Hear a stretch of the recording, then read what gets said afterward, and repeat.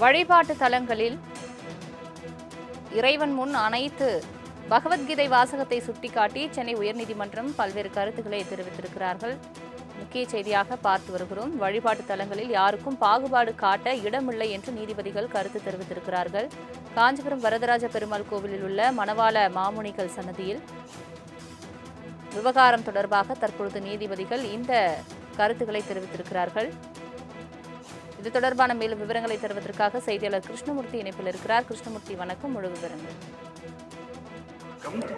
காஞ்சிபுரம் வரதராஜ பெருமாள் கோவிலில் உள்ள மணவாள மாமுனிகள் சன்னதியில் பிராமணர் அல்லாத தென்கலை வைணவ பக்தர்களுக்கு தீர்த்தம் பிரசாதம் வழங்குவதில் பாரபட்சம் காட்டுவதாக மாதவன் ராமானுஜதாசன் என்பவர் உயர்நீதிமன்றத்தில் பொதுநல வழக்கு ஒன்றை தாக்கல் செய்திருந்தார்.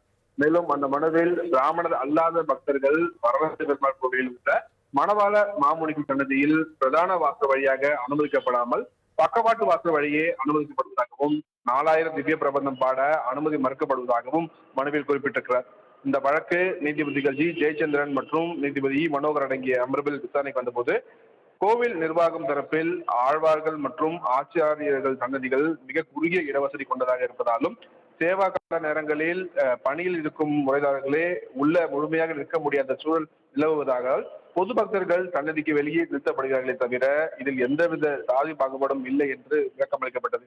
குறிப்பிட்ட காலங்களை தவிர்த்து மற்ற நேரங்களில் பொது பக்தர்கள் சன்னதிகளில் திவ்ய பிரபந்தம் பாடி இறைவனை வழிபாட எந்த ஒரு தடையும் இல்லை எனவும் திருக்கோவிலில் தீர்த்தம் பிரசாதம் வழங்குவதில் அனைத்து பக்தர்களும் சமமாக நடத்தப்படுவார்கள், எவ்வித பாகுபாடும் காட்டப்படாது என நீதிமன்றத்தில் உத்தரவாதமானது அளிக்கப்பட்டது.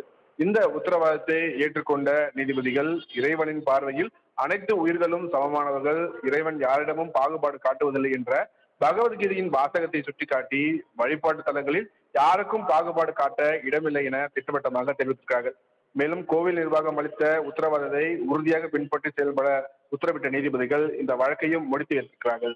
சலோமி, வழிபாட்டு தலங்களில் இறைவன் முன் அனைத்து பகவத்கீதை வாசகத்தை சுட்டிக்காட்டி சென்னை உயர்நீதிமன்றம் பல்வேறு கருத்துக்களை தெரிவித்திருக்கிறார்கள்.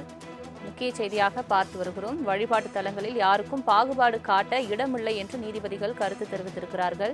காஞ்சிபுரம் வரதராஜ பெருமாள் கோவிலில் உள்ள மணவாள மாமுனிகள் சன்னதியில் விவகாரம் தொடர்பாக தற்பொழுது நீதிபதிகள் இந்த கருத்துக்களை தெரிவித்திருக்கிறார்கள். இது தொடர்பான மேலும் விவரங்களை தருவதற்காக செய்தியாளர் கிருஷ்ணமூர்த்தி இணைப்பில் இருக்கிறார். கிருஷ்ணமூர்த்தி, வணக்கம். முழு விவரங்கள்.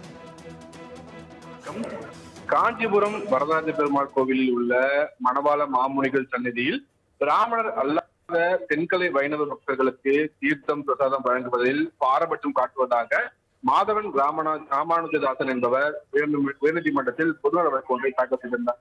மேலும் அந்த மனுவில் பிராமணர் அல்லாத பக்தர்கள் வரதராஜ பெருமாள் கோவிலில் உள்ள மணவாள மாமுனிகள் சன்னதியில் பிரதான வாசல் வழியாக அனுமதிக்கப்படாமல் பக்கவாட்டு வாசல் வழியே அனுமதிக்கப்படுவதாகவும் 4000 திவ்ய பிரபந்தம் பாட அனுமதி மறுக்கப்படுவதாகவும் மனுவில் குறிப்பிட்டிருக்கிறார்.